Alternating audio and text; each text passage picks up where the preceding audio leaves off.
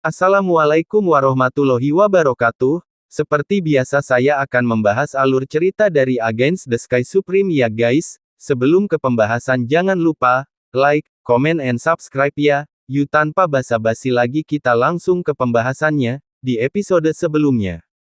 Tantai Xuanzong berkata dengan sungguh-sungguh, apakah Anda ingat, saya memberitahu Anda tentang mata-mata gerbang suci, ucap dari Tantai Xuanzong.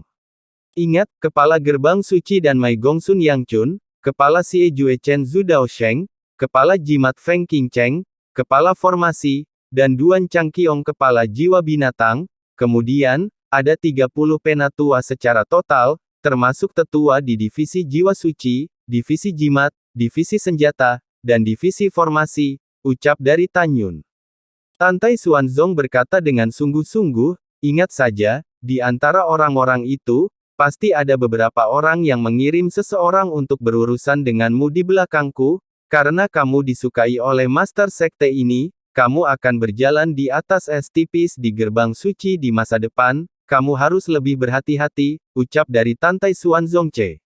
Baik murid mengerti, murid tahu bagaimana menghadapinya, ucap dari Tan Yun. Setelah Tan Yun berkata dengan hormat, dia tiba-tiba memikirkan sesuatu dan bergumam pada dirinya sendiri, Duan Changtian. Duan Changqiong, apakah itu hanya kebetulan, ucap dari Tan Yun. Tan Yun, apa yang kamu bicarakan, ucap dari Tantai Xuanzong mengerutkan kening. Tan Yun mengepalkan tinjunya dengan erat dan bertanya, Tuan Sekte, Duan Changqiong, kepala jiwa binatang dari gerbang suci, dari mana dia berasal, apakah Anda tahu, ucap dari Tan Yun. Dia, tentu saja saya tahu, dia dari dinasti Nangongseng, ada apa, ucap dari Tantai Xuanzong. Mendengar itu, Tan Yun membungkuk dan berkata, Master Sekte, sebenarnya murid dan Duan Changtian dari Nangongseng Cao memiliki kebencian fana. Bisakah Anda menyingkat citra memori Duan Changqiong untuk dilihat murid ini, ucap dari Tan Yun. Iya, Tantai Xuanzong melambaikan tangan kanannya, dan genangan kekuatan spiritual muncul di kehampaan, berubah menjadi penampilan seorang lelaki tua berusia 90-an. Tan Yun memandang lelaki tua itu, dan kemudian memadatkannya melalui kekuatan spiritualnya. Tan Yun menemukan penampilan Duan Changtian, dan penampilan Duan Changqiong sangat mirip. Tan Yun menyimpulkan bahwa keduanya adalah 80% bersaudara, setidaknya kerabat dekat. Pada saat yang sama, Tan Yun juga tahu mengapa Duan Changqiong bercampur dengan Huang Fu Shengzong dengan wajah aslinya, karena Duan Changqiong tidak berani menggunakan teknik penyamaran, sehingga mudah dilihat oleh leluhur Huang Fu Shengzong. Seperti dugaan Tan Yun, Duan Changqiong dan Duan Changtian memang bersaudara. Dan Duan Changqiong, yang bertindak hati-hati saat ini, tidak tahu bahwa Tan Yun sudah menebak identitasnya dari Duan Changtian. Tantai Xuanzong memandang Tan Yun dengan wajah jelek dan berkata, ada apa, ucap dari Tantai Xuanzong. Master Sekte, jika tebakan murid benar, Duan Changqiong dan musuh murid ini, Duan Changtian, memiliki hubungan darah, ucap dari Tan Yun. Iya, setelah Tantai Xuanzong mengangguk, dia tidak mengajukan pertanyaan lagi, tetapi memperingatkan, Tan Yun, aku tahu kamu memiliki perlindungan kera roh, tetapi kamu ingat bahwa mata-mata di sekte suci ini bukan yang terakhir, jangan sentuh mereka, terutama 5 kepala suku. Sekali Anda menyentuh mereka, kemungkinan besar itu akan mempengaruhi seluruh tubuh Anda, jika mereka membalas Anda hanya bisa melindungi diri Anda sendiri untuk saat ini, apakah kamu mengerti, ucap dari Tantai Xuanzong. Aku mengerti, ucap dari Tan Yun. Tantai Xuanzong menepuk bahu Tan Yun, dan berkata, ingat, ada 168 putra suci dan 86 wanita suci di 9 divisi sekte suci lainnya, mereka adalah lawan sejatimu. Tuan sekte ini hanya memiliki satu permintaan, kamu harus mengingatnya.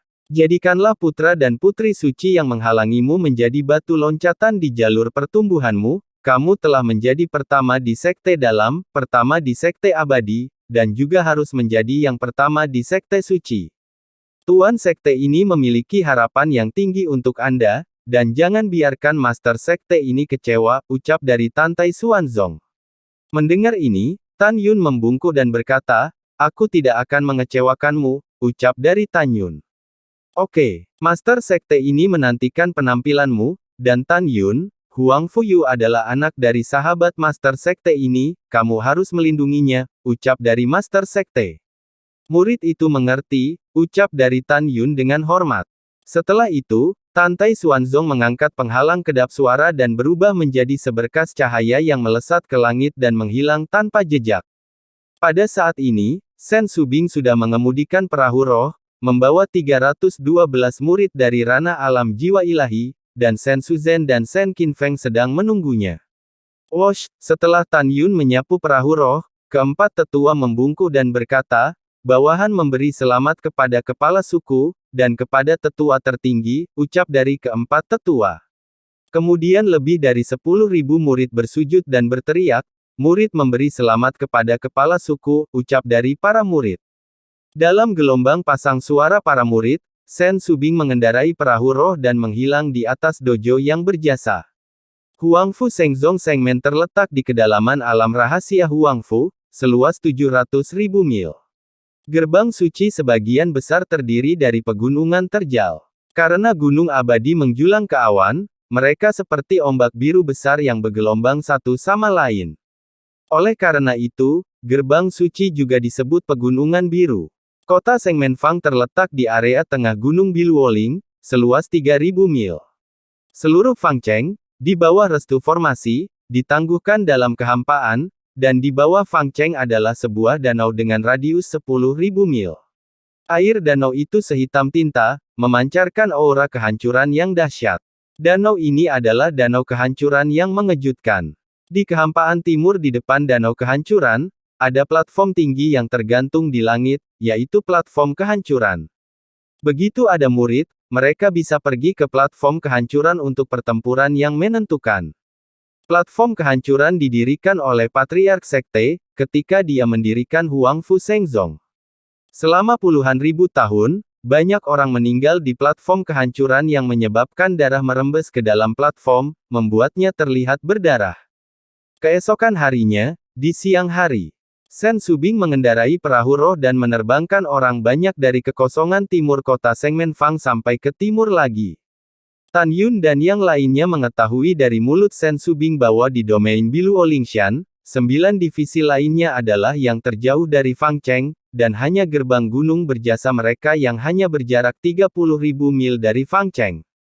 Tan Yun dan murid-murid lainnya memandang Xianfeng, yang menutupi langit dan matahari di depan mereka, tetapi melihat air terjun mengalir turun dari lereng gunung Xianfeng.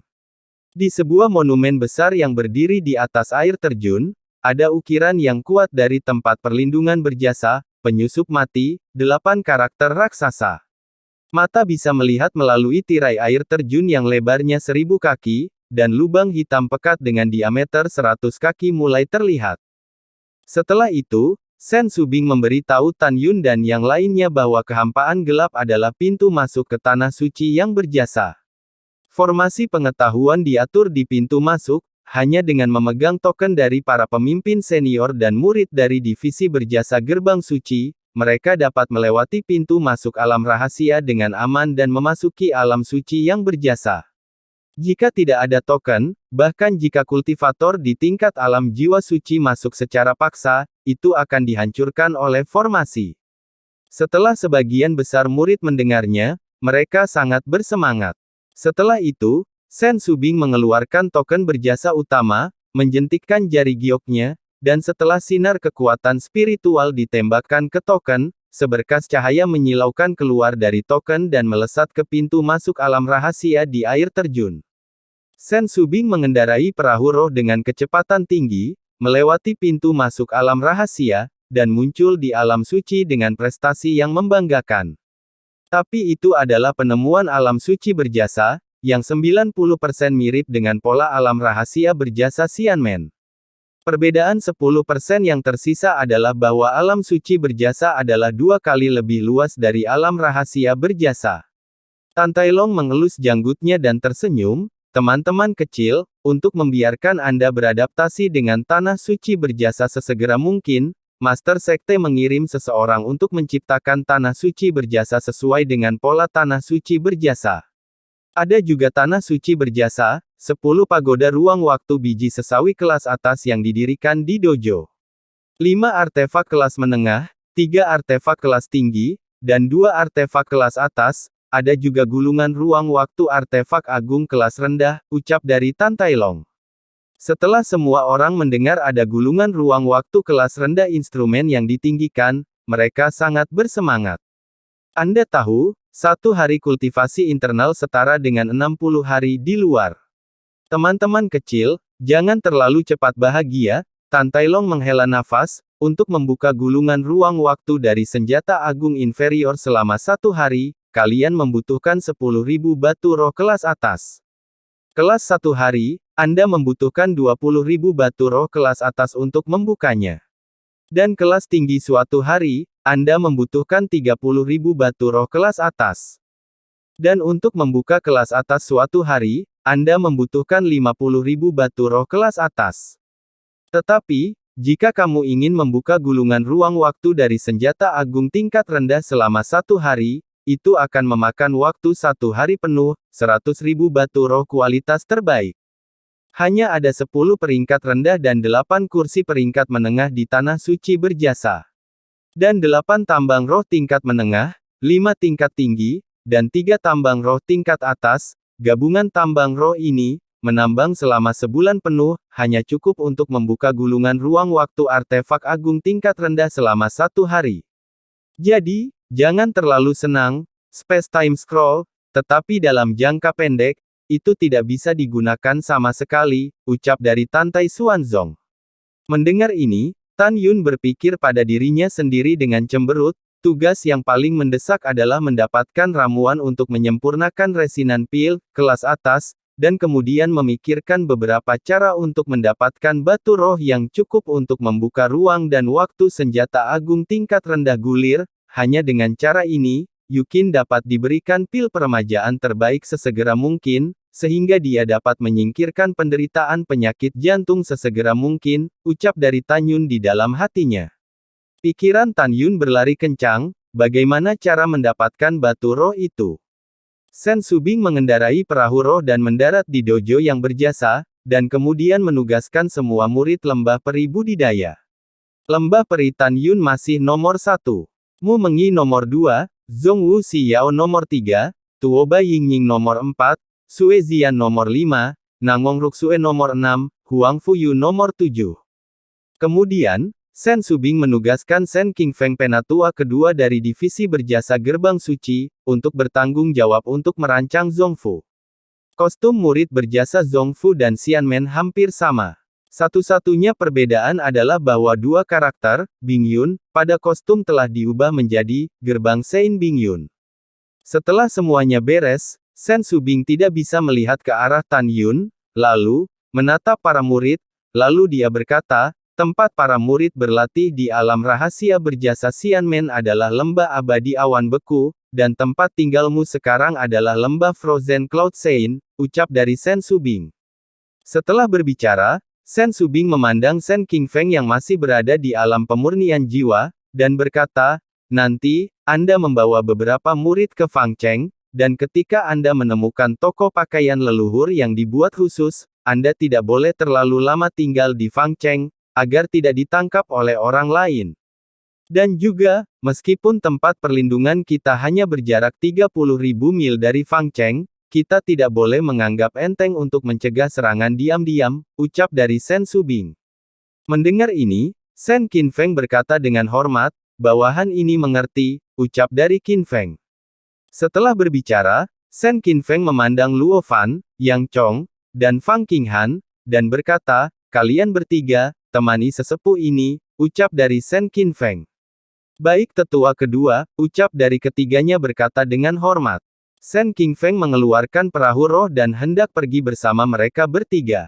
Namun tiba-tiba Tan Yun membuka mulutnya dan berkata, penatua kedua, murid ini juga akan pergi ke Fangcheng untuk membeli obat roh, jadi aku akan pergi bersamamu, ucap dari Tan Yun. Hehehe, oke, naiklah, ucap dari Sen Qingfeng. Setelah Sen Qingfeng selesai berbicara, Tan Yun menyapu ke perahu roh. Swiss. Mu Mengyi, Zhong Wu Xiao, dan Tuoba Yingying menyapu perahu roh secara bersamaan.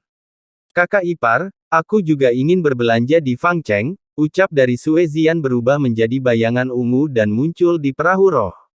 Aku ingin pergi juga, ucap dari Huang Fuyu, melayang ke udara dan mendarat di perahu roh. Lucu sekali, kenapa kamu ada di mana-mana? Hantu ini benar-benar tidak akan pergi, ucap dari Sue Zian melirik Huang Fuyu. Menurutmu siapa hantu itu, percaya atau tidak? Aku memukulmu, ucap dari Huang Fuyu mengangkat alisnya.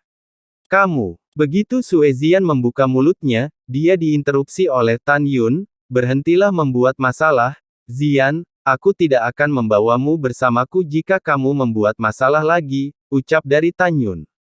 Sue Zian memelototi Huang Fuyu, dan tidak berkata apa-apa lagi. Pada saat ini, Sen Subing memandang Sen Suzhen, dan suara khawatir masuk ke telinga Sen Suzhen, saudari, saya tidak nyaman ketika mereka pergi, tolong temani mereka, ucap dari Sen Subing. Sen Suzhen tersenyum, bibir merahnya menempel pada telinga Sen Subing, suara itu seperti nyamuk, kakak, saya pikir Anda khawatir tentang dia.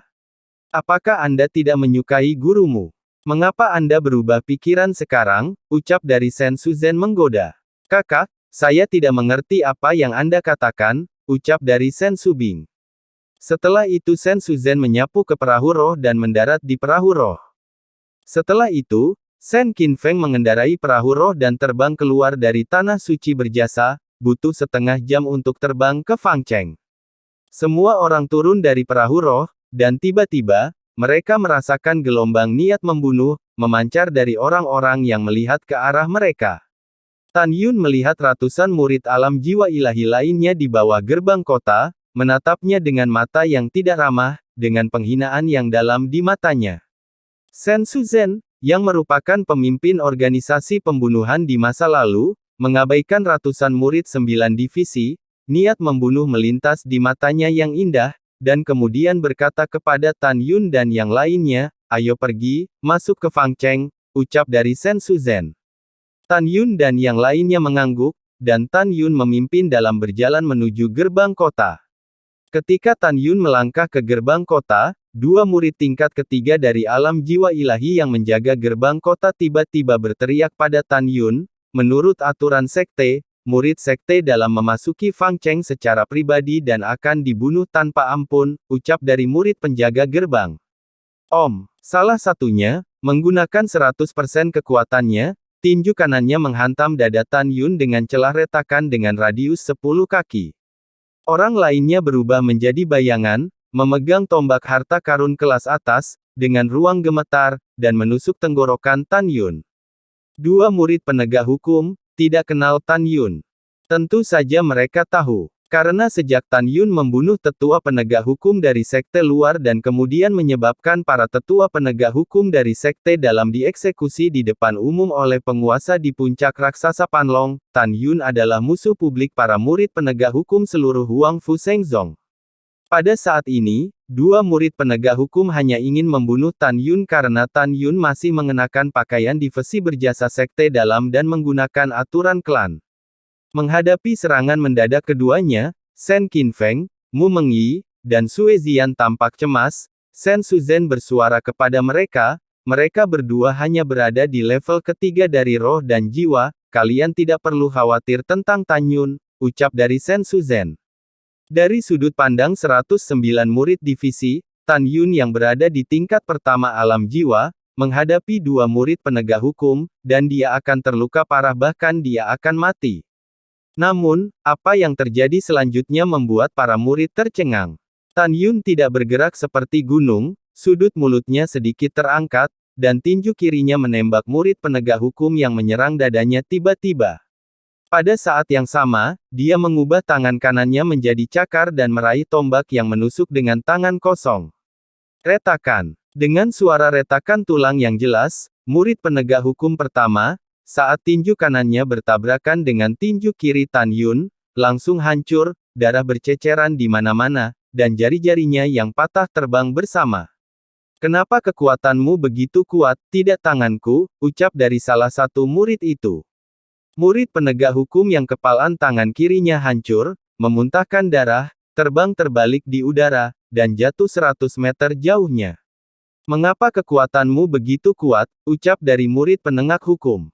Pada saat ini, suara panik memasuki telinga semua orang, dan semua orang melihatnya dan tidak bisa menahan napas. Mereka melihat murid penegak hukum lain memakai tombak itu hanya setengah inci dari tenggorokan Tan Yun, dia digenggam dengan kuat oleh tangan kanan Tan Yun. Bagaimana menurutmu, ucap dari Tan Yun yang mengenakan jubah ungu, tangan kanannya tiba-tiba melepaskan tombak panjang, berubah menjadi bayangan ungu, menempel pada tubuh tombak, dan membanting bahu kanannya ke dalam dada murid penegak hukum. Tidak. Kaca. Dalam kepanikan, murid itu mematahkan beberapa tulang rusuk, dadanya tenggelam dalam, dan darah menyembur dari mulutnya. Plop. Setelah murid penegak hukum itu jatuh ke tanah dari gerbang kota, 7 lubang berdarah, berkedut hebat, dan merintih kesakitan. Tan Yun menghilang dalam sekejap dan muncul di depan murid penegak hukum yang kehilangan tangan kanannya, sementara kulit kepala semua orang mati rasa. Tan Yun menginjak wajahnya dengan kaki kanannya. Mencicit. Tulang pipi di wajah murid itu mengeluarkan suara yang mengerikan, seolah-olah mereka akan dihancurkan oleh Tan Yun kapan saja. Tan Yun, apa yang kamu lakukan? Ucap dari murid itu tidak bisa menutup mulutnya dan meraung dengan samar. Hehe, saya pikir Anda tidak mengenal saya, ternyata Anda tahu, kamu tahu bahwa saya adalah alam jiwa tingkat pertama, seorang murid dari divisi berjasa Sekte Suci, tapi kamu sengaja ingin membunuhku saat aku mengenakan pakaian pintu dalam. Sebagai murid penegak hukum, kamu tahu hukum dan malah melanggar hukum, dan kamu harus dihukum. Sebelum Tan Yun selesai berbicara, dia dipotong oleh teriakan tenggelam yang jatuh dari langit, orang gila yang berani, ini di Fang Cheng, bahkan jika kamu ingin membunuh, kamu harus membunuh di platform kehancuran. Sekarang, berikan dia kepadaku dan segera lepaskan dia, ucap dari teriakan seorang pria. Seorang pria itu adalah murid penegak hukum di tingkat kelima dari alam jiwa, terbang dengan niat membunuh di depan Tan Yun. Nama orang ini adalah Zhang Lun. Dia telah berada di pengasingan selama 12 tahun, dia baru meninggalkan pengasingan hari ini, dan dia belum mengenal Tan Yun. Kamu hanya bajingan dari alam roh tingkat pertama, tetapi kamu berani mengambil tindakan terhadap murid penegak hukumku, cepat melepaskan, kalau tidak, ucap dari Zhang Lun memarahi. Kalau tidak apa, ucap dari Tan Yun berkata ringan. Kalau tidak, aku akan menghancurkanmu sampai mati, ucap dari Zhang Lun sangat marah. Dia tidak pernah berpikir bahwa seekor semut di lapisan pertama alam jiwa akan berani menyerang dua saudara laki-lakinya yang lebih muda. Mendengar ini, Tan Yun melirik Zhang Lun dengan dingin, lalu menatap murid penegak hukum itu, dan berkata dengan acuh tak acuh, dari saat kamu ingin membunuhku, kamu harus mengerti bahwa hanya ada satu takdir untukmu, dan itu adalah kematian, ucap dari Tan Yun. Bang! Tan Yun menginjak kaki kanannya tiba-tiba, kepala murid itu meledak seperti semangka dalam jeritan. Alasan mengapa Tan Yun berani membunuh orang di Fang Cheng secara alami karena dia adalah orang suci. Zogui mengatakan bahwa putra suci di Fang Cheng dapat membunuh ketika diancam, ada juga murid penegak hukum yang dapat membunuh. Selain itu, murid suci lainnya, selama mereka tidak melukai kehidupan pihak lain, bertarung secara pribadi tidak melanggar aturan.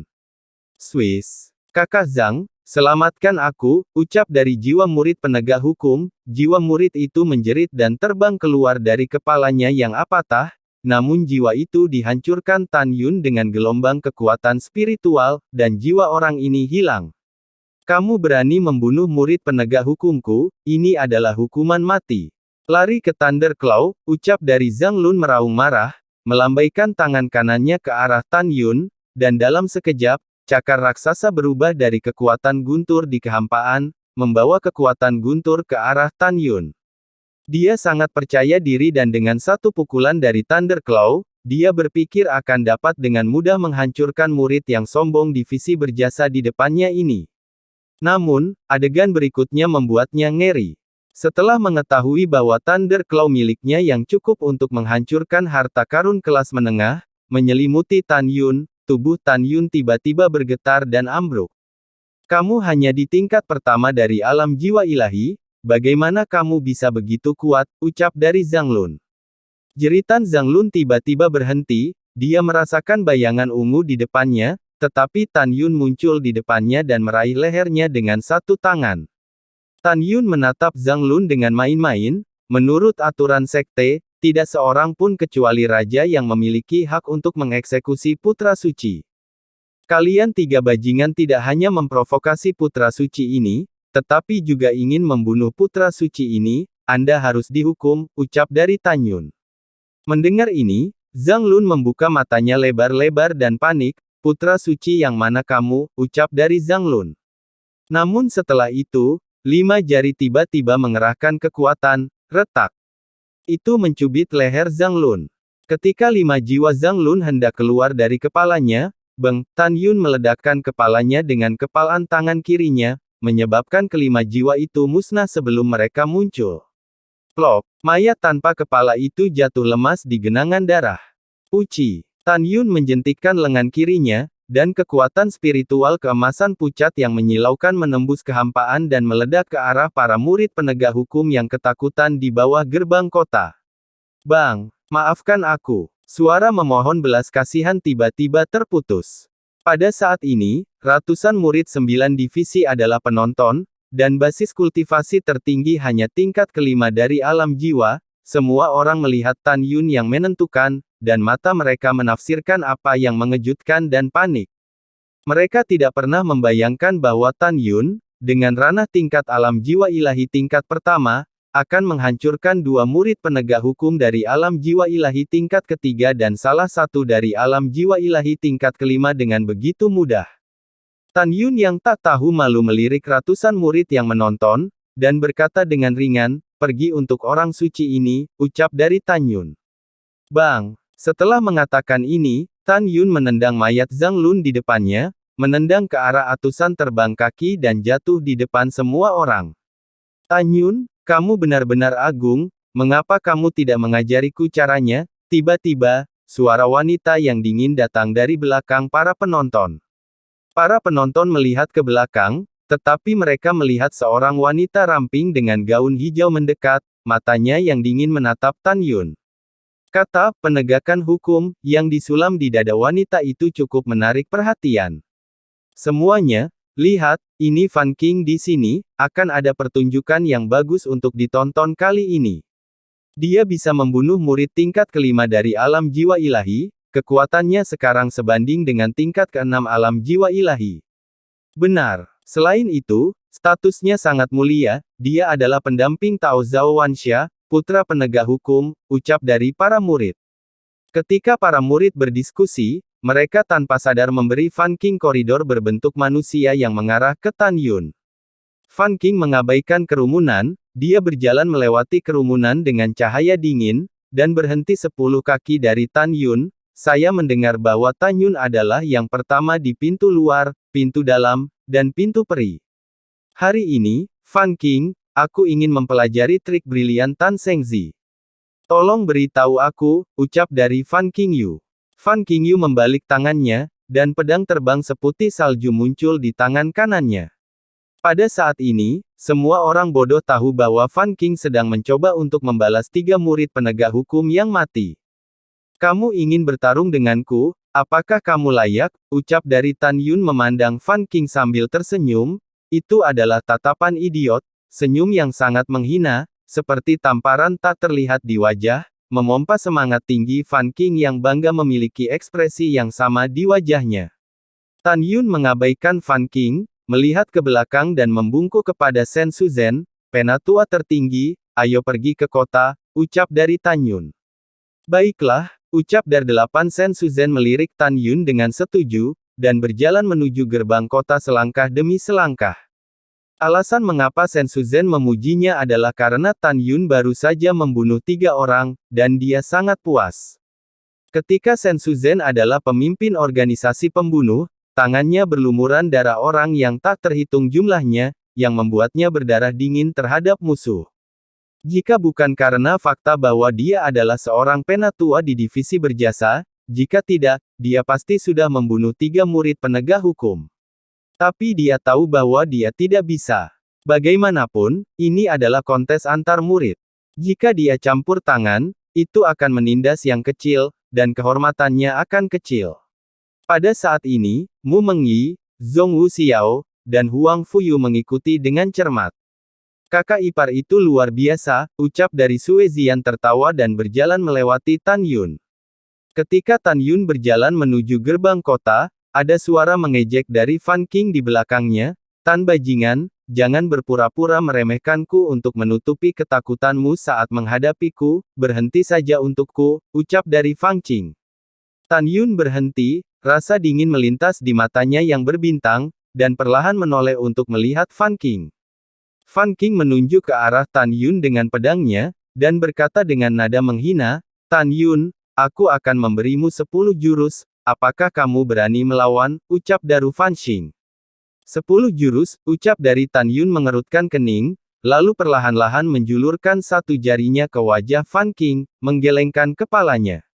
Fan Qing berkata dengan sungguh-sungguh, "Jika kamu ingin aku memberimu 100 pukulan, kamu bisa," ucap dari Fan Qing. "Membiarkan aku memiliki 100 pukulan, haha idiot," ucap dari Tan Yun tertawa dan tertawa. Setelah bercanda, Tan Yun berkata dengan ringan, "Dalam satu gerakan, jika saya tidak bisa mengalahkan Anda, saya akan kalah," ucap dari Tan Yun. Begitu kata-kata ini keluar, para penonton menjadi gempar, dan ratusan murid yang menonton tertawa dan berkata, "Haha, Fan Qing memiliki tantangan lompatan." Dengan kekuatannya di tingkat 6 di alam jiwa ilahi, Tan Yun bahkan mengatakan dengan berani bahwa dia akan mengalahkan Fan Qing dalam satu gerakan. Hahaha, apa aku salah dengar? Tan Yun benar-benar terlalu percaya diri, dia ingin mengalahkan dalam satu gerakan. "Fan Qing, aku benar-benar ingin menertawakannya," ucap dari para murid. Tan Yun mengabaikan diskusi para murid, dan menatap Fan Qing, yang memiliki wajah yang sangat marah. Tubuh Fan Qing gemetar karena marah, dan dia sangat terhina oleh Tan Yun di depan umum. "Tan Yun, jangan khawatir, aku tidak akan membunuhmu, tapi aku harus membuatmu membayar harga yang menyakitkan," ucap dari Fan Qing mengatupkan giginya erat-erat, dan kekuatan pasang surut ruang melonjak keluar dari tubuhnya, langsung menelan Tan Yun. Segera setelah itu, dia memutar pergelangan tangannya, dan dengan tirai pedang yang menyilaukan, itu berubah menjadi bayangan hantu dalam kekuatan ruang, dan menembak ke arah Tan Yun dengan pedang. "Tan Yun, kali ini kematian atau cedera?" Salah satu murid yang menonton tiba-tiba berhenti tertawa seolah-olah seseorang tiba-tiba mencubit tenggorokannya. Tapi Tan Yun yang tiba-tiba menghilang dari pandangan para penonton, Tan Yun melakukan langkah ilahi Hongmeng. Retak. Pada saat berikutnya, di bawah tatapan semua orang yang luar biasa, Tan Yun langsung muncul di sebelah kiri Fan Qing di langit rendah, mengangkat tangan kanannya, dan menamparkan wajah Fan Qing dengan telapak tangan kanannya. "Ah!" Dengan teriakan, tubuh Fan Qing terlempar ke udara dan jatuh sejauh 30 kaki, seluruh wajah kanannya meledak, tak bisa dikenali, seluruh kepalanya bengkak seperti kepala babi. Fan Qing menatap Tan Yun dengan marah dan ketakutan, jantungnya berdebar. Karena bakatnya, dia tidak menangkap gerakan Tan Yun sama sekali. "Kamu harus malu memiliki wajahmu," ucap dari Tan Yun melirik Fan Qing dengan jijik, dan kemudian, bersama dengan Shen Shuzhen, memasuki Fang Cheng. Lalu setelah itu, bagaimanakah kelanjutan ceritanya? Next di episode berikutnya ya. Wassalamualaikum warahmatullahi wabarakatuh.